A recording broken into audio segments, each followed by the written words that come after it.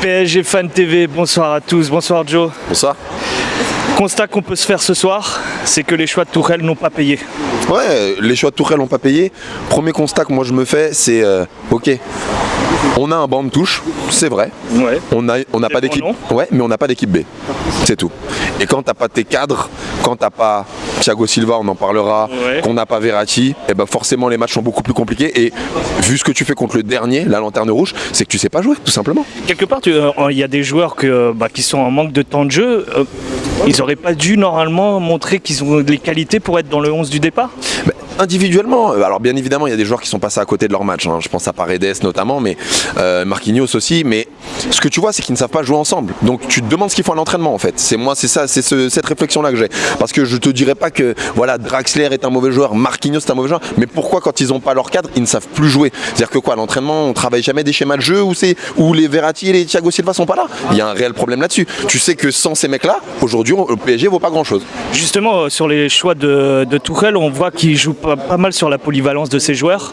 Est-ce que réellement, comme tu dis tout à l'heure, ça manque d'automatisme et qui fait que ce soir, c'est le résultat qui a payé? Mais c'est criant. Tu regardes le premier but que Dijon nous met, et je vois 4 Parisiens, et on parle pas de Plo. Hein. Tu vois Gay dans l'histoire, tu vois Marquinhos, tu vois Diallo, tu vois Navas. C'est quand même des mecs qui sont lourds. Et le mec en face de Dijon, excuse-moi, je pense qu'on n'a pas affaire à Lionel Messi.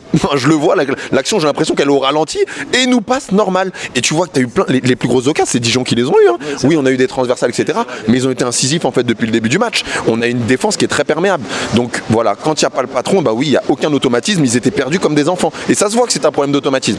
Après, il y a aussi un problème voilà, tu avais une défense, tu avais une attaque. Moi, je trouve que notre attaque, elle a manqué de réussite. Mbappé, il a fait un grand match.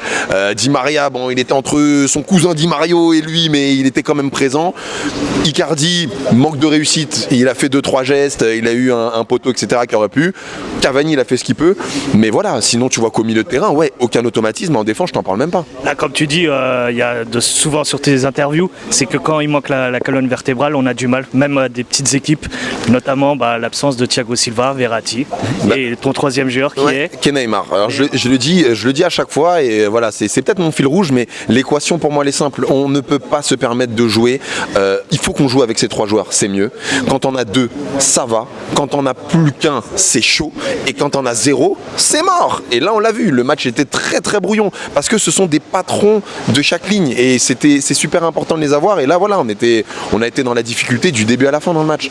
Quand tu vois que Thiago Silva était en fin de contrat et que Marquinhos il porte le capitanat ce soir, est-ce que réellement il n'y a pas un souci à se faire pour l'avenir? Je suis très content de ta question parce que moi Marquinhos, attention, je l'adore, je suis très content que c'est au PSG, il est génial, mais je trouve qu'il y a un buzz sur lui par rapport à Thiago Silva. Enfin, t'as l'impression que non mais Marquis c'est vraiment le top et Thiago Silva c'est son lieutenant.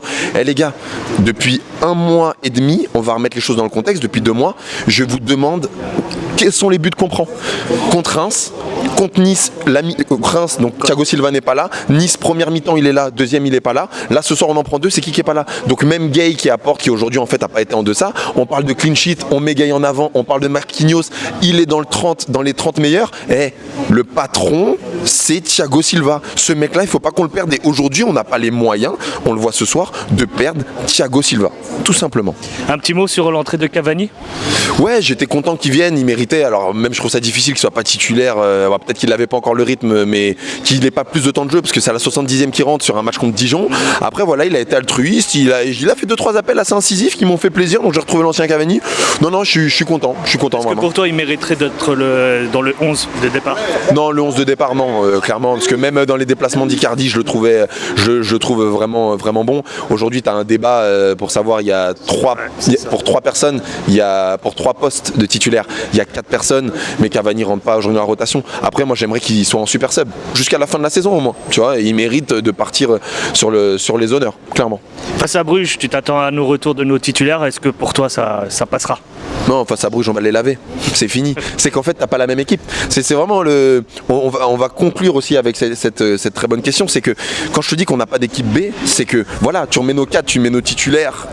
C'est bon. Tu peux faire rustine. Ah, il n'y a pas Neymar, je mets un tel. Ah, je sais pas, moi, il n'y a pas. T'as pas Gay, je mets Sarabia ou je mets Herrera. Tu peux. N'enlève pas tes cadres. Ils vont revenir. La Thiago Silva et Verratti, c'était en popcorn chez eux en train de regarder le match. Ils ont dit, ils galèrent sans nous. Ils vont revenir. On va les manger les chocolats. Il y a même pas débat. Bah, je te remercie encore, Je t'en Joe. prie. À mercredi. À mercredi, grave.